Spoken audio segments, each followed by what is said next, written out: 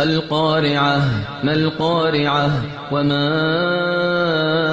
أدراك ما القارعة يوم يكون الناس كالفراش المبثوث وتكون الجبال كالعهن المنفوش فأما من ثقلت موازينه فهو في عيشة راضية وأما من خفت موازينه فأمه هاوية وما